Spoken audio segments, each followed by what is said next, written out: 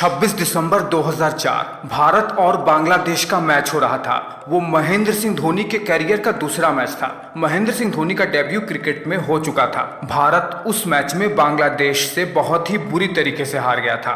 पूरा भारत दुखी था, बहुत ज्यादा दुखी था। पर भारत के बांग्लादेश से हार जाने के कारण से नहीं, बल्कि 26 दिसंबर 2004 का ही वो दिन था जब इंडियन ओशन में इंडोनेशिया के सुमात्रा में समुद्र के नीचे 9.1 से 9.3 की तीव्रता का एक बहुत ही तेज भूकंप आया, जो कि हिंद महासागर में पूरब की ओर बहुत ही भयानक, इस दुनिया में रिकॉर्ड किया गया अब तक का सबसे विकराल सुनामी को लेकर आया। तमिलनाडु के समुद्र तट पर दिन में ये सुनामी की लहरें टकरा गई और फिर क्या था, पूरे तमिलनाडु, पुडुचेरी और आंध्र प्रदेश के तट पर तो तबाही मच गई। भारत में लगभग 11,000 लोगों की मौत हुई थी और 6,000 लोगों को लापता बताया गया था। लेकिन तमिलनाडु की ऑफिशियल डेटा के अनुसार भारत में केवल तमिलनाडु के अंदर इस सुनामी की वजह से 1 लाख लोग प्रभावित हुए थे। इसीलिए 26 दिसंबर 2004 के दिन को तो कोई भूला नहीं होगा, क्योंकि ये हमारे जनरेशन में ऐसा पहली बार हुआ था कि हमने सुनामी जैसी चीजों को अनुभव किया और हम ये जान गए कि प्रकृति द्वारा लाए जाने वाली सबसे भयानक त्रासदी में से अगर कोई चीज है तो वो सुनामी भी है, जो भूकंप तो लाएगी ही,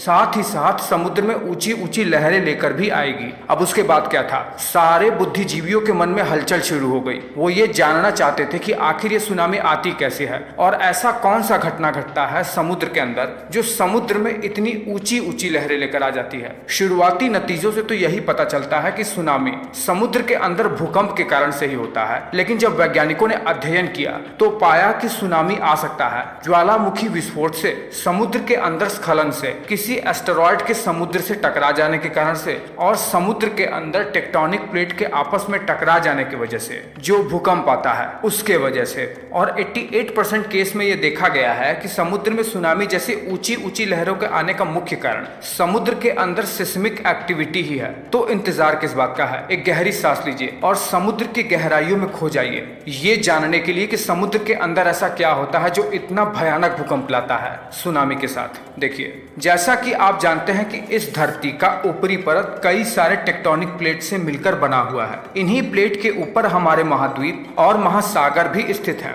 और ये टेक्टोनिक प्लेट्स बहुत ही धीरे धीरे साल भर में 1 सेंटीमीटर या 2 सेंटीमीटर की रफ्तार से मूवमेंट करते रहते हैं। जब यही प्लेट मूवमेंट करते करते आपस में टकरा जाते हैं तब भूकंप के झटके हमें महसूस होते हैं। देखिए, समुद्र के अंदर क्या होता है, जब यही टेक्टोनिक प्लेट्स आपस में टकराते हैं तो एक प्लेट बहुत ही झटके के साथ ऊपर उठ जाता है, जो कि समुद्र के अंदर वेव को जनरेट करता है। होता यह है कि ये वेव इतनी तेजी से ऊपर की ओर उठती है कि इसमें बहुत भयानक एनर्जी होती है, लेकिन चूंकि ग्रेविटी इन वेव्स को नीचे की ओर खींचती रहती है इसलिए ये वेव फैल जाती है और समुद्र में चारों ओर बहुत ही तेज रफ्तार से, तीव्र इंटेंसिटी के साथ 500 से 1000 किलोमीटर प्रति घंटा की रफ्तार से ट्रैवल करते हुए समुद्र तटों की ओर पहुंच जाती है। देखिए, इसमें इंटरेस्टिंग बात यह है कि जब भूकंप के झटके की वजह से समुद्र में लहरें वर्टिकली मूवमेंट करने लगती हैं तो समुद्र का पानी ऊपर उठता है। इसकी वजह से सुनामी की अर्ली स्टेज में होता यह है कि समुद्र तटों से पानी पीछे की ओर खींचने लगता है। ये अर्ली साइन होता है कि बहुत ही भयानक सुनामी आने वाला है। और जैसे ही लहरें पीछे की ओर हटती हैं, समुद्र तटों पर सीप और कुछ मछलियां हमें दिखने को मिलने लगती हैं। उसके कुछ सेकंड या कुछ मिनट बाद ही